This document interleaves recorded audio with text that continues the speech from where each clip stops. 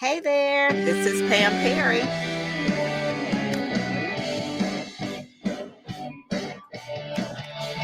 All right, we are going live.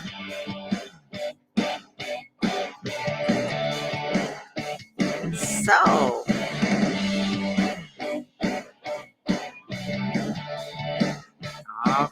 all right, okay. So we are here with Speakers Magazine podcast, our debut one with Dennis Kimbro. He'll be joining us in a second, but we'll be talking about obviously his books. He's a New York Times bestselling author of all things about what makes a great great, daily motivations for African American success, a wealth choice, and of course, everyone knows about Think and Grow Rich, a Black choice. But one of the things that we're going to talk about, this is the paperback. So I like hardbacks and paperbacks. So depending on, I don't know if you can get the hardback, but I do. The thing of it is that we're going to talk about how to create your own economy. And Dr. Dennis Kimbro did a graduation speech about that. You'll see it on YouTube on his channel. But today you'll kind of get a little bit of how we'll be interviewing him and what that's all about. But one of the things, I'm going to give you a personal thing about Dr. Dennis Kimbro. His books changed my life. Books change people's lives anyway when they're motivational, but his books really changed my life. This particular one came out in '03. Okay. 2003, right? Not 1903. And then this one too, as well. And then all of these. So we're going to give a little bit of backstory about how they got started. But one of the things that I would like to say is that when you meet someone that is really uh, the reason why I do PR and do literary PR and love authors and speakers is because they do change lives. And one of the reasons why I do it is because if he didn't do what he was supposed to do in terms of his messaging and his work and his writings, it wouldn't affect me and I couldn't affect other people. And so I've always had this feeling of wanting to promote positive people, products, publications, all of that. That's why, he was one of the chosen ones for Speakers Magazine cover. But when I think about what we're talking about today, how to create your own economy, I remember reading a book in 1993 about making a living without a job. This was probably like pre-internet, right? And by the lady by the name of Barbara Winter. And I read that book and I love that book. And I gave it to everyone because I had a clue at one point in time that I could actually do what I love, which is writing and communicating and make a living. And she talked about maybe doing newsletters. At this time, it's before what they call the gig economy. But really, we can create our own economy. And that's what we're going to talk about today. So I'm going to bring up Dr. Dennis Kimbro. Yay! Yeah. How are you? Well, I like that. Well, I want to also just give the formal bio for those that don't know you. Obviously, you're a New York Times bestseller, Napoleon Hill Foundation certified trainer, professor, and all of that. But you also are a professor and have been an educator for many, many years, and a dad, granddad, a lecturer, a researcher, and that's really the main thing that you are. You love doing the research, and that's one of the things that kind of led you to doing the first book. So, kind of give us that backstory about Think and Grow Rich, a Black choice. Oh man, Pam, where do I start? I guess I should start. That's what I'm doing right now because I'm working on the revised edition that got my fingers crossed. Hopefully, prayerfully, I'll be finished with it by the end of this calendar year. I got a number of interviews that I've got to close out. How many But people this do you book goes back interview? to, this book goes back to 1991. And I just got through sharing a story because I was asked a similar question. Okay, what gave you the idea to do this and blah, blah. And when I defended my dissertation and I knew that I knew my area of interest. And while I was wrapping my head around, okay, what do I want to get started in? What vein, what road do I want to go out? I literally stumbled, Pam, on an article that Time magazine wrote about Martin Luther King and the Montgomery bus boycott. And Time magazine said in 1955, there were only 5 black millionaires in the United States. So I forgot about, Dr. King and the Montgomery bus boycott. My mind just focused back then in the 1980s on these 5 black millionaires. And so I researched them, and they were number one, John Johnson of Ebony magazine, T.M. Alexander, the insurance magnate, the insurance mogul, who was right here in Atlanta, S.B. Fuller, who at the time was the godfather of black entrepreneurship, Dr. Gaston, I'm thinking of his name. Oh man, Dr. James B. Gaston over in Birmingham, Alabama. And last but not least, Charles Clinton Spalding, North Carolina Mutual Insurance Company up in Raleigh, Durham. So I did my homework, and Pam, it was at that point, where I shared the story with you, that I pulled out a legal sheet of paper and a pen, and I wrote down 50, 60 names on that sheet of paper who I was going to meet and interview, trying to find the keys to success and wealth and this, that, and everything. Those 5 individuals were at the top of the list. Now, just think about this, Pam. Number one, that they were still living.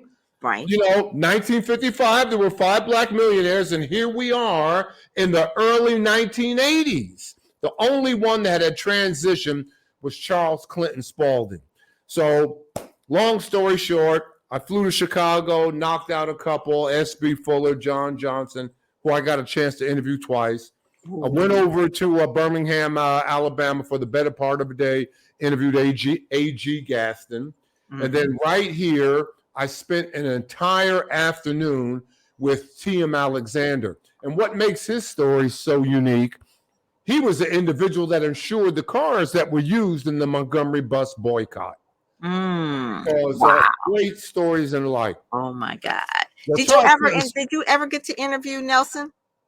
Oh no, not at all. He had so many gatekeepers and everything. Yeah. But I read both of his books, and I'm glad you brought that up, because at Harvard B School, his 8 leadership lessons was mandatory reading for incoming first-year MBAs. What? Oh yes. So this picture too, by the way, was taken by Monica Morgan. So I do want to give a shout out to that. So so this was one of the pictures that she does. Monica Morgan's from Detroit. But yes. Oh my God. Why was Nelson Mandela so beloved? 2 reasons. Number one, his character. Yes. And number 2, he lifted as he climbed. He didn't leave anybody behind. As he climbed, he reached back and grabbed somebody. And sometimes he couldn't even reach back. He had to reach over, to get somebody and say, hey, we can do this. And just like you do the same thing. I have seen you in spaces where it doesn't matter who the person is, and you've interviewed millionaires and even to the students, you will lift people out. And I have seen you tell people that, what's your story, and they'll tell you something, and you won't take excuses. You'll motivate them, and it's just like, yes, sir. I got a bad habit of getting in people's face, man. I got to do that, man. Wow. Yes.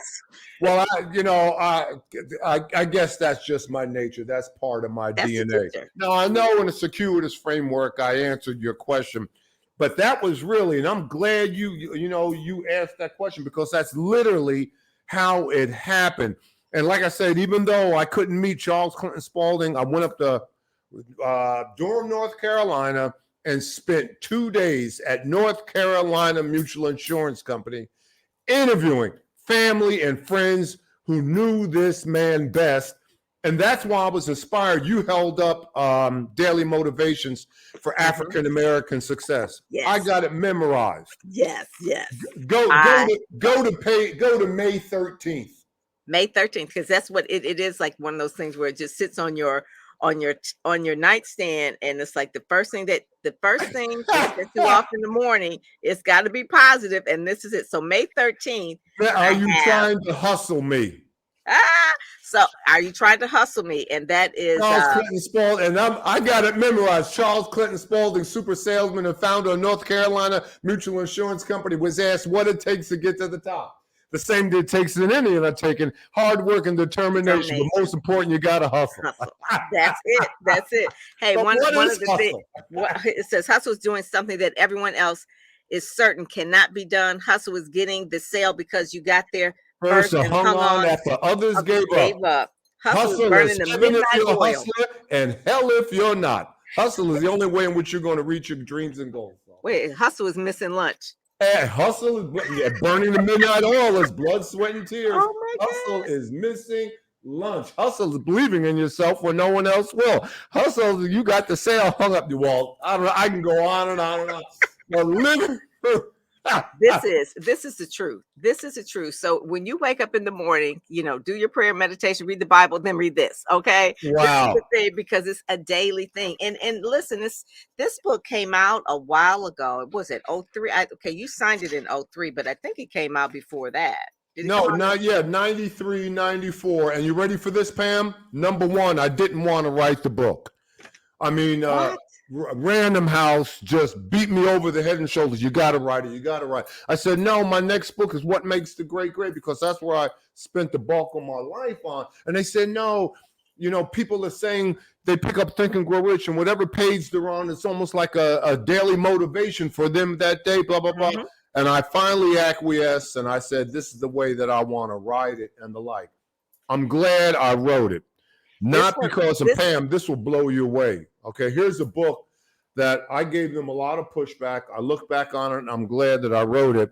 And don't you know, since the day that book was released, 2 royalty statements a year for more than 30 years. What?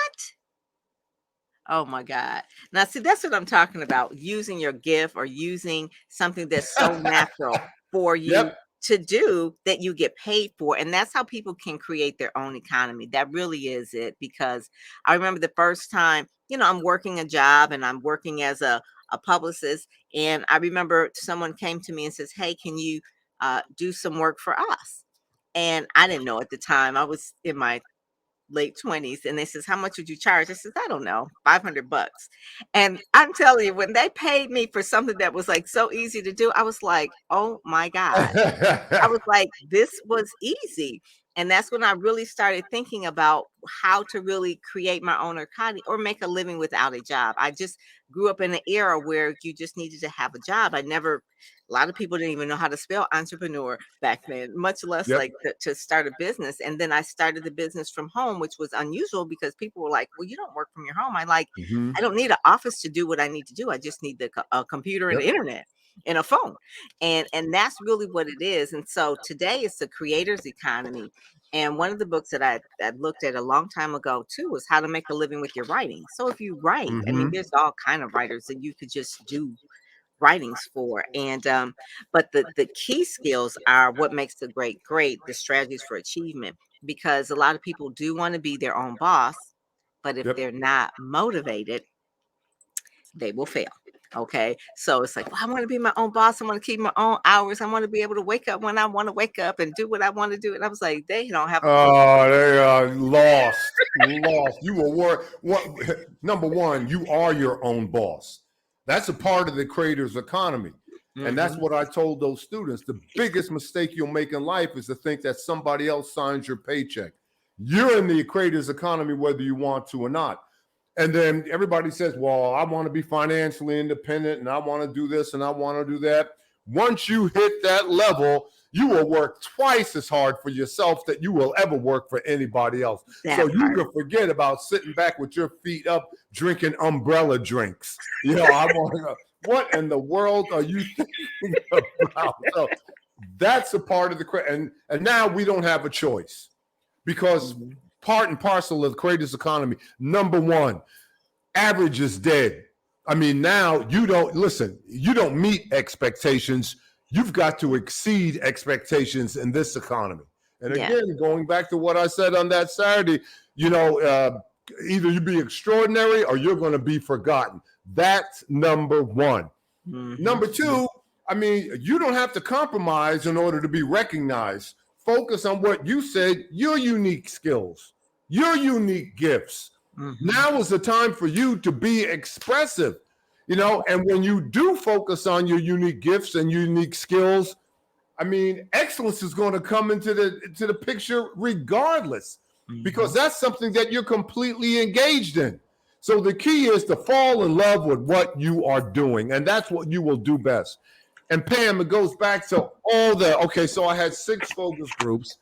Here I am over the course of 7 years, rubbing shoulders with minimum 1,000 Black millionaires, and not one, Pam, not one could tell me the day that they knew that they became a millionaire. Why? Because they were so engaged in doing what they would love to do, Wow. what they were embracing at that moment. Wow. I mean, they had their heads down and they were pedaling as hard as they can, but they were engaged because it was their area of excellence. It was their unfair competitive advantage, and they didn't look up. And when they finally looked up, they saw themselves standing in a pool of liquid gold. They couldn't tell me the day. And so sometimes give me the day. What were you doing when you finally realized that you were a millionaire? Man, that's a good question, Dr. Kimbro. I don't know. I mean, me and my wife, and one of them, he was in advertising, and he shared with me that he and his wife had been eating Franks and beans for dinner for so long, because they were pouring back every dime, every dollar, every nickel into the business, and it became a habit for so long. And when they finally looked up and they realized that they were 7 figures, they were so well into 7 figures that they had crossed the millionaire threshold years ago, but they never realized, because they never bothered to look up. They never bothered to change their daily routine and their habits. And they looked around, they looked at each other, and he told me the story. Dear, can you believe we don't have to eat Franks and beans anymore? And she says, I was sort of used to Franks and beans. So it's like the sacrifice became the thing. Yeah.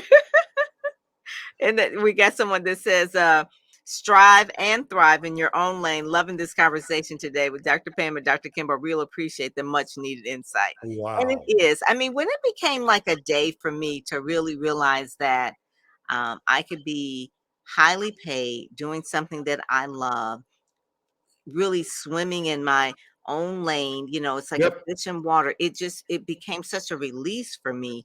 And not to say that anybody who works a corporate job or whatever, that they're miserable, because they probably have the gift and they're using it there.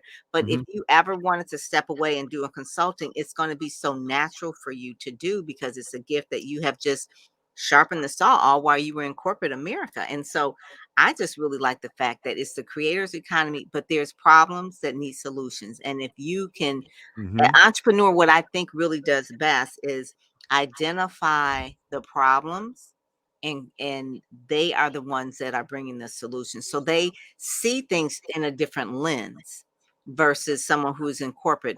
Corporate, the business was created to solve a problem, but an entrepreneur really does see the different problems. And that's one of the things with me with Speakers Magazine.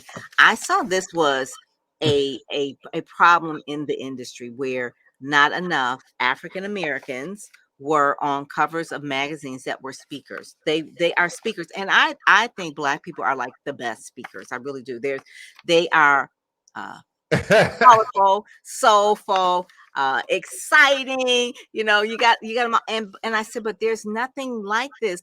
So I'm not one to like reinvent the wheel, but I did say, well, this is something that needs to be done and showcased as part of the alignment with being a publicist, obviously.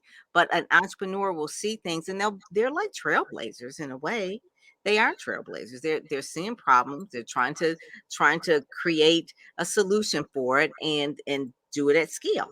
Oh, without a doubt. But corporate America is getting the email because, number one, I mean, if you're a corporate climber, you've got to change your mindset. And mindset is your greatest resource. So you no longer see yourself as a corporate climber, but you position yourself as an unpaid consultant working for either, Apple, Amazon, Abbott, whatever. So that's number one. But number two, you hit the proverbial nail on the head when you said, what do entrepreneurs do? Well, entrepreneurs solve problems. If you're a small business owner, well, you run and operate a small business. But if you're an entrepreneur, And a lot of folks don't know that about entrepreneurship. If you're an entrepreneur, there are 5 phases, and I'm not going to give you an MBA class, that you've got to go through in order to be an entrepreneur. Okay. But the bottom line is that they solve problems. So number one, it is your mindset, your greatest resource. It's not, the days have gone, how long you can look. No, it's how far you can look. And as Damon John told me, how capable you can look around the corner. So number one, change your mindset. Creators economy. Number two, what I told the students, what can you do? And it always goes back to your area of excellence. What can you do? What do you do better than anybody else? What is your area of unfair competitive advantage? You've heard me answer the question before. If you were a box of Cracker Jacks, what would be the free prize inside? What is the one aspect of you that no one recognizes, but sooner or later you will drop it on our table? Yes. Describe yourself in 10 words or less. Describe yourself in 5 words. What's the one word that describes you? And that is all a part, not only the branding experience, but who you are. That's describe yourself in what, 7 words or 5 words or less. Learn how to say I can. What's the one word that describes you? Inquisition, excellence, and the like. And that's what I am known for. And that will precede you more than you stepping in the room. That will precede you more than your executive presence. Just that idea. So what can you do? If I asked you, and again, going back, Pam, you heard me say this before, describe what you do. Would you say it's work? Would you say it's effort? Would you say it's drudgery? Would you say, oh man? Or would you say it's passion? Would you say it's my ministry? Advertising and PR, not so much advertising, but certainly PR, that is your ministry. I mean, for over 30 years, right? Yeah. If I didn't love it, I don't think I'd be doing it for 30 years. You know what I'm saying? It's like breathing to you. Yes. It's and that's what people expect from you. So, I mean, that enters the room before you physically enter the room. And you'd be shocked if I stood on the busiest intersection here in Atlanta, Georgia, Far Road and Peachtree, and Pam, I interviewed the next 100 people that came by my path, that crossed the intersection. I doubt if I could find 5 or 6 that could even tell me why they got out of bed in the morning. Why they got out of bed. Have you ever sat back and thought, what is your unique gift? What is your talent? Why are you here? That's what I'm saying. The secrets are in the books. The secrets are in the books. I mean, I'm reading these. These came out in like 90, like I'm reading these like in my 20s. I've got college, so I'm reading those books too. But I'm reading these books too. And I found that you were like one of the first African-American authors that I actually got to meet, see, hear, watch you from afar for many years. Because remember, in the 90s, it wasn't that many. There were a few. I mean, obviously, we had like Terry McMillan. I didn't read a lot of fiction. So, so to see a Black man with some books that were inspiring, I was like, this is my life. Like, this is my life. This is like, I'm buying these books, sharing them with people. Did you read it? Do you have it? I wasn't like the book club person. I was like, you know what? I'm going to just get the books and give them to people. And those are the things, and promote them. And that's so important, because I do think books will change people's lives. If people were walking down the street and you were asking them certain without things, a doubt, you got to give them a book. It's like, it's all in here. You just have to crack it open and sit with yourself in this book. And that's so important. I mean, my daughter, will know that there's a book for every problem she probably had that the mom that went out and bought it. It's like, okay, she's got the library up in here. I said, because I can tell you, but I think if you sit with yourself and read more than just the words, but your mind just works differently when you're reading books. That's all I say. Just, you have time to really mull and hear your own thoughts, as well as, the stew is brewing, I guess you would say. The stew is brewing when you're reading. And one of the things that I wanted to follow up on what you said about corporate climbers, and because you're holding up what makes the great. If you go to the chapter on work, okay, and you will see in there that I had an opportunity to interview and survey the top 150 Blacks in corporate America at that time. And out of that survey, I asked them 67 questions. Now, Pam, wrap your mind out. You weren't on the set back then in 1993 and 1994. But just imagine the folks who I surveyed and I got a chance to meet and speak to. At the time, you had Dick Parsons, who was the CEO of Time Warner. Mm-hmm. You had Stanley O'Neill, who was the CEO of Merrill Lynch. I got a chance to meet and speak to, and not only that, but she flew down from her corporate headquarters, Ann Fudge, who was the highest ranking African American for General Foods. She spoke in my MBA class. Wow. Probably Kenneth Chenault. I beg your pardon? Probably Kenneth Chenault. Oh, yeah. Oh, no. Ken Chenault wasn't there yet. Oh, he wasn't? Okay, because I remember he was one of the first. Oh, yeah. But at American Express. Ken Chenault was coming on the scene. You had Lloyd Ward, who was the highest ranking African American for Frito-Lay, and then he became CEO of Maytag. So, there were some game changers, but what I wanted to share with you, out of that survey came 2 brand new technologies. Number one, the 7 values that corporate America desires, and number 2, the 7 criteria for the correct vocation. And I use that to this day. How do you know when you are in the correct vocation? And based on that survey, they gave me a list, to make sure that, go ahead and connect the dots. Number 1, it must be self-chosen. You must choose it. Not your mother, not your father, not your high school guidance counselor, not a dear old college professor. You must choose it. Because, Pam, the bottom line, I didn't choose to be here and you didn't choose to be here. The bottom line, that we were chosen. Now, why is that critically important? Because it is not your conditions that will define your life. It is your decisions, the choices that you make. Choice. There we go. Without a doubt. It's a choice. I'm not going to go through all of them, but the second one, it's got to be something that excites you. Yeah. And something again, going back, is this drudgery? Is this work? Enthusiasm, the God within. Are you inspired? Are you uplifted? I tell my students all the time, don't take the job that they offer. Take the job that you want. But focus on those 7 criteria for the correct vocation. Oh my God. One of the people that I did have this bookmarked in page 169 on the one in work, right? So one of the things that on this one, you were talking about Percy Sutton. So tell you a little story about Percy Sutton. Oh my God. Sutton. He said, strive, wait, pray, be proud, try to find your outer limits, and don't worry about falling on your face. And so I met Percy Sutton, and he changed my life. He was one of the ones that changed my life as well, probably in the late 90s. And he was at Howard University at the communication school at the conference that they have every year. Yep. And I was there, and he was a keynote speaker for the luncheon. And we were basically there. We were like, about to graduate from college, and we were just interested in getting a job. We was like, we're passing our resumes around. It's like, okay, we got a luncheon speaker. Who is this guy? Whatever. And Percy got up and he says, you know what? Because he owned inner city broadcasting and all that kind of stuff. Yep. He says, I am so proud of all these Black people in this room. He says, your accomplishments are great. He says, I read resume after resume, and he said, they are all just stellar, and you're very, very smart. He says, but what I look at is, what are you doing for your community?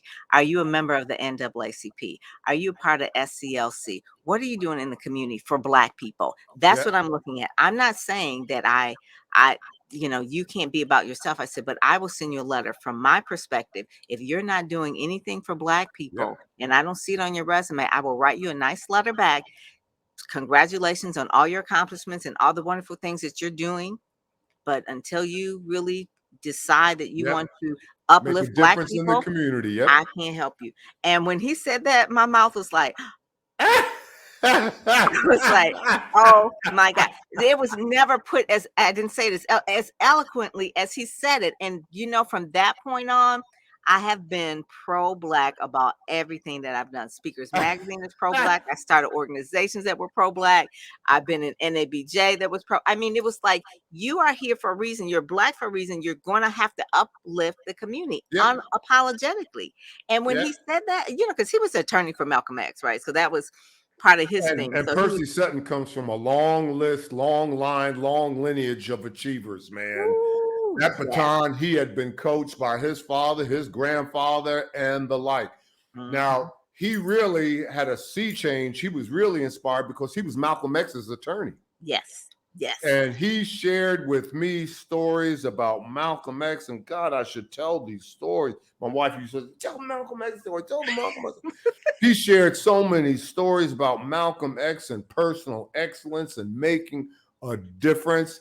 I mean, that interview that I had with him could go on and on and on and on. And what I loved about Percy Sutton, completely and totally authentic, no airs, no underlying hidden agendas, whatever. When I called and asked for the interview, I spoke to him. There were no gatekeepers, no, sure, come on, what's a convenient time for you? And so just Love a him. beautiful soul, just a beautiful soul. His fingerprints are all over New York. Yeah. Oh yeah, he was the first. All over New He was York. the first Yep. African American to have the largest cable company, I believe. Yep. Yeah. Yeah. So Don Barton, which is from Detroit, Don Barton, kind of, another one. Yep, out yeah, of he kind of Detroit. patterned Yep. himself after Percy. Yeah. Yep. Yeah. And So then yeah, Don I knew Barton all about spun that. his over into casinos and the like. Yep. That is it. I mean, so when we talk about Black excellence and success and why we're here, you had an interview with Simon, and I want to have him on, Simon T. Bailey, and I pulled out his book. I Oh, have your book. without a doubt. I had you guys, but I'm gonna read you a little bit what Simon said in his book, even though we're talking about your books. But he said he found his voice in Paris. He says, I found my unique ability. For the Yep. first time, I realized I didn't have to sound like anyone else and be like anyone else. I stepped on the stage and I saw an ocean of 1,000 souls in front of me. As I began to talk, each sentence became effortless and my confidence began to rise. In Paris, I discovered the me I had always wanted to be. Yep. And if he hadn't did that, he inspired me because I bought this book before I even knew Simon, right? Oh, Simon Says yes. Dream. I just like the fact that it said Simon, his name is Simon Says, Simon Says, right? I was like, and I told him all the time, I said, this is my favorite book. He said, that's my smallest book, my first book. Yep. I said, but that's your signature book to me, Oh, right? I love Simon. I love Simon Bailey. And he got that idea when Disney sent him overseas to go ahead and galvanize a leadership conference. Yes. For a number of folks who were going through the Leadership Institute there with And that's Disney. what corporate will do. Corporate will pay you Yep. to go and do things, but he discovered his voice and now he's a full-time author and speaker. And Oh, that's without a doubt. so much. I mean, Without it's a a doubt. I timing for, love Simon Bailey. I yes, love that brother. it's a timing for a lot of people. It really is. Yep. But all of your books here, Think and Grow Rich, Black Choice, The Wealth Choice, the one that Daily Motivations for African American Wow. Success, all of Yep. all those links are there. And then also to the new revised book that you have coming out as well. Yep. Of that one, of the classic, I guess you would say, the great American classic that is in there. So you know, Dr. Kimbro, I just really appreciate you. I want people to go to your website, Dr. Dennis Kimbro Kimbro speaks. .com. I know. I They got to get can, used to it too. yeah, Dennis Kimbro Speaks .com, and they can really connect with you for speaking. Obviously, you're a speaker. Connect with you for speaking, trainings, and that sort of thing. Your natural gift is teaching. That's one of the things. You're down there at Clark, Atlanta. Graduation's done. Is that everything done with you? Tomorrow. Tomorrow. All right. Yep. I got you just Tomorrow, in yeah, time. going to go ahead and unleash hundreds of new graduates every year. More than 2 million graduates go into the job force, and hope that we prepared them well. And they're creating their own economy. You are giving them the Yep. confidence. I think it's so much easier now when people can really be creators now with the technology that we have. And the article that we talked about here, wealth is not about cash, it's about courage. And so you have inspired them to be more courageous. So that's really like really the key. So thank you so much for joining us today. I just enjoy you. You are always sunshine. You're always sunshine. And likewise, Pam, I love you so much, girl. Thanks for everything that you do. God bless you, child. All righty. Thank you. All right. Bye-bye. Bye-bye. So that was Dr. Dennis Kimbro. He was our first Speakers Magazine podcast today. You'll be seeing it everywhere. We'll have this also in a television show as well. So it's just real organic, just being inspired by people that do great books and speak. So if you can't really see them in person, the next best thing is to get their books and follow them on social media. Subscribe to his YouTube channel, His videos are dope. Okay. They are so good. So make sure that you're doing that as well. And then also, he's on Twitter, he's on Instagram, he's in all the places. So, he is not letting any grass grow under his feet as well. So, with that, I thank you all for joining, and make sure you click the links and get his books as well. All righty. So, we will talk to you later. Bye bye.